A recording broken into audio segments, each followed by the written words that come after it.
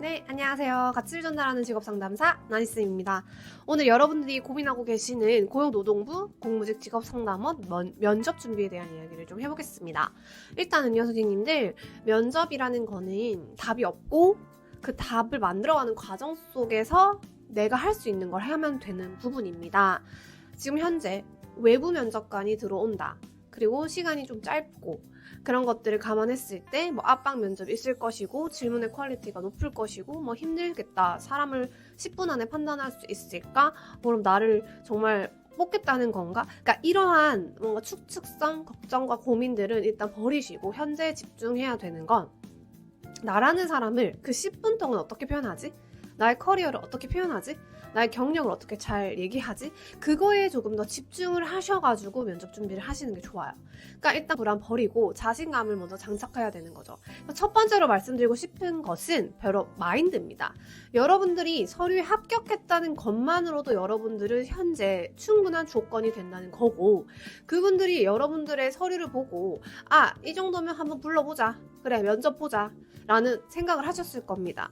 서류라는 거는 불합격자를 걸러내는 과정인데 지금 현재 서류를 보고 사람을 많이 뽑지 않았잖아요. 그러니까 이 사람들 중에서 합격자를 뽑겠다는 건데 이 3명 모두가 조건이 되는 사람들인 거예요. 이 중에서 소통이 되고 우리 회사가 잘 적합할 것 같고 직업 상담사로서의 커리어라든지 확신이 있는 사람을 뽑겠다. 일 잘할 사람, 오래 일할 사람 뽑겠다라는 겁니다. 그러니까 그들이 원하는 거는 별거 없어요. 그냥 선생님들이 어떤 사람이고 이 직업과 이 회사에서 어떻게 일을 할 것인지에 대해서 보여줘. 나 편하게 말 좀 해봐. 근데 우리는 편하지 않고 발표하듯 얘기하고 떨려하고 경력이 오래됐음에도 불구하고 계속 떨려하는 것들이 보인다면은 이게 과연 그런 구직자에게도 이런 식으로 할 것이다 라고 추측해버릴 수밖에 없는 거죠. 직업상담사가 면접을 잘 봐야 되는 이유는 우리가 면접 코칭을 하고 면접 컨설팅을 하는 사람, 면접 강의를 하는 사람인데 우리가 면접을 못 본다면 이거를 어필할 수가 없습니다, 여러분. 그러니까 여러분들이 지금부터라도 나는 면접 잘 봐, 면접 잘할 수 있어. 그냥 계속 세뇌를 하세요.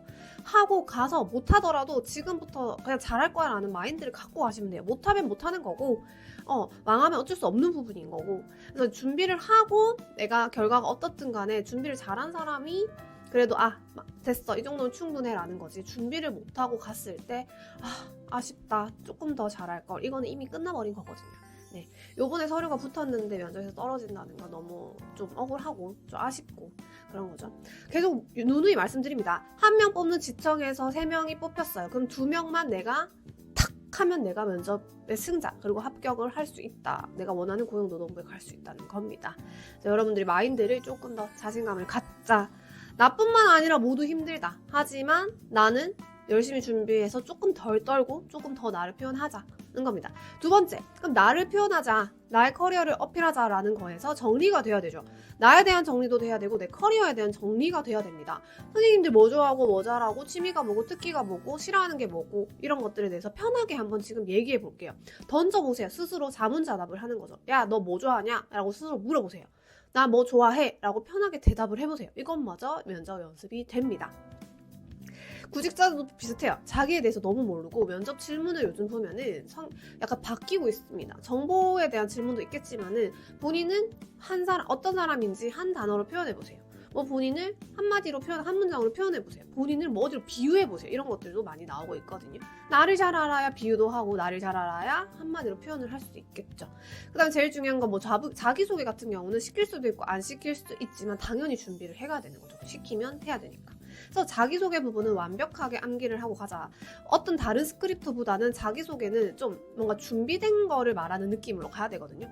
근데 거기서도 그런 얘기를 하잖아요. 준비된 거 말고 편안하게 본인 얘기해보세요 라고 하면은 그거를 준비한 걸 준비 안 된 것처럼 얘기하셔야 됩니다.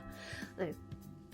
그래서 예를 들면 안녕하십니까? 고용노동부 공무직 직업상담사 지원자 누구누구입니다. 이렇게 편안하게 FM으로 시작을 하셔도 되고 나라는 사람을 표현할 수 있는 단어로 설명을 해주셔도 돼요.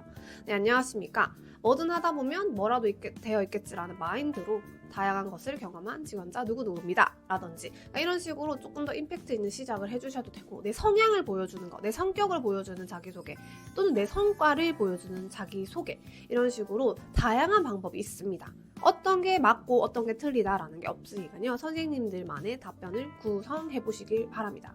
1분 자기소개가 어떻게 보면 제일 중요할 수 있죠. 왜냐면은 자기소개 시켜놓고 자기들은 평가를 하려고 서류를 보고 있는데 자기소개를 잘하네? 어머 한번 보자.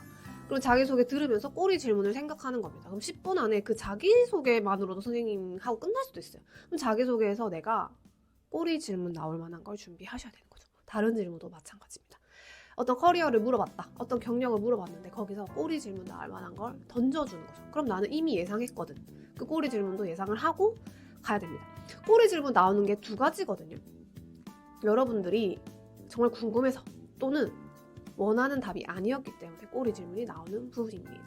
네, 그래서 스크립터 쓰는 부분에서는 여러분들이 전체적인 걸 뭐 다 외우겠다 이런 생각보다는 이런 질문에서는 이런 식으로 구성을 해봐야 되겠다라는 생각을 해주시면 됩니다. 그래서 스크립터 얘기를 먼저 해버렸는데 두 번째 스크립터인데 여러분들이 스크립터를 쓰실 때는 다 외우겠다, 다 부셔버리겠다 이런 개념이 아니에요. 이런 질문에 이런 식으로 구성을 해서 이런 식으로 얘기를 할까라고 생각을 해보고 그걸 쓴 다음에 뱉어볼 거예요. 근데 쓴 게 똑같이 나오진 않아요. 저도 스크립터 쓰고 면접 준비하지만 그걸 똑같이 외우지도 않고 똑같이 말하지도 않아요. 그냥 한번 정리만 해보고 이 키워드 말해야 되겠다라고 생각을 해보는 겁니다.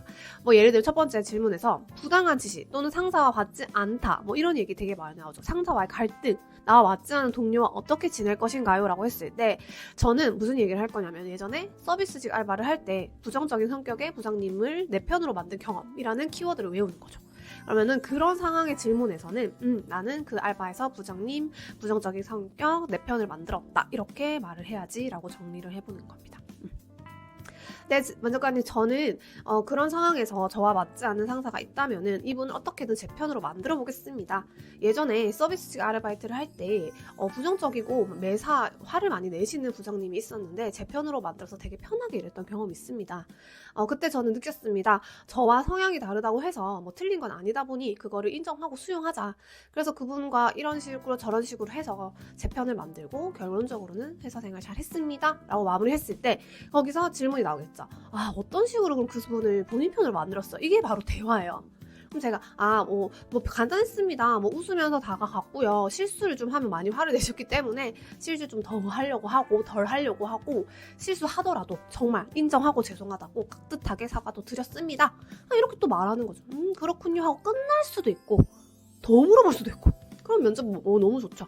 그런 식으로 티키타카가 되면 선생님들이 면접이 너무 편해질 거예요. 그러니까 처음에 그 편안함을 빨리 갖고 가시는 게 좋습니다. 그래서 스크립터를 모조리 외우는 게 아니라 키워드 중심으로 이 질문에는 이 키워드, 저 질문에는 저 키워드. 그 다음에 세 번째는 스크립터를 쓰고 말하는 연습을 주구장창 하시는 겁니다. 그래서 제가 면접 특강 때 얘기했던 부분이지만 운전을 하고 가면서 저는 혼자 자문자답을 정말 많이 합니다. 자, 혼자서 막 갑자기 생각나는 질문이 있어요. 그럼 그걸 막 던져요, 혼자서 막 운전하면서. 그래서 서로 마음에 든다 이러면서. 그래서 저는 그러다가 괜찮은 질문이면은 신호가 멈출 때 메모장에 기록을 해놓습니다. 그래서 이런 식으로 선생님 뭐 녹음을 해놓고 운전을 하시면서 준비를 한다든지 집에서 누군가한테 남편이나 자녀한테 질문 좀 던져봐라 말해보겠다. 그래서 말을 해보시는 거죠. 선생님 말해보세요. 지금 당장이라도 한번 해보세요. 선생님은 혹시 취미가 어떻게 되시죠?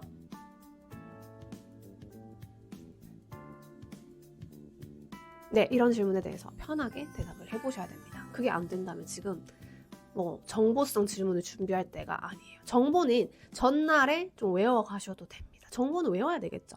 근데 조금 경력자분들은 심도 있는 정보성, 깊이 있는 정보성 질문이 좀 나올 수도 있어요. 경력자니까 너 그거 몰라? 약간 이런 식으로 물어볼 수 있기 때문에 경력자분들은 조금 더 깊게 준비를 해보셔야겠죠. 국민취업지원 제도에 대한 본인의 생각은 어떠십니까? 뭐 요즘 고용시장, 채용시장의 흐름이 어떻습니까? 청년 실업에 대해서 어떤 식으로 생각하십니까? 이런 식의 질문이 나왔을 때 경력자가 말 못하는 건 이거 물경력이네요 이렇게 생각할 수밖에 없습니다. 네, 그래서 이런 것들 지금 나에 대해서 정리가 되었다면은 이런 딥한 심도 있는 정보성 질문 플러스 정보 전달 플러스 내 생각까지 나가는 부분이 됐으면 좋겠습니다. 네 번째는 이제 롤플레잉이라고 해서 모의 면접을 실시해보는 겁니다. 어떤 분을 면접자, 어떤 분을 면접관의 역할을 하면서 실제로 내가 면접관이었을 때 이런 게 보이고요. 내가 실제 면접자가 됐을 때 이런 게 보이면서 여러분들의 단점과 고쳐야 될 점이 보이겠죠. 그래서 그런 식으로 모의 면접을 해주시면 됩니다. 이런 것들 지금 저희가 면접 특강을 참여하신 분들에 한해서 저희가 모의 면접 서비스 이벤트를 하고 있거든요. 면접 특강 같은 경우는 저희가 저번에 2월 22일 날 실시간으로 진행한 면접의 편집 없이 녹화본 자체를 영상으로 판매를 하고 있는 거니까요. 댓글에 블로그 링크 달아놨으니까 꼼꼼히 읽어보시고 신청해주시면 됩니다. 이 모든 내용에 대해서 정리를 해놨고 그다음에 스크립터 부분을 조금 더 집중해서 저희가 특강을 했거든요. 스크립터 예시라든지 이런 것들이 나와 있으니까요. 궁금하신 분들은 그거 봐주시고 모의 면접 서비스까지 받아가시면 좋을 것 같습니다. 네, 이상 직업상담사 나니쌤이었고요. 여러분들의 면접 합격을 기원합니다. 감사합니다.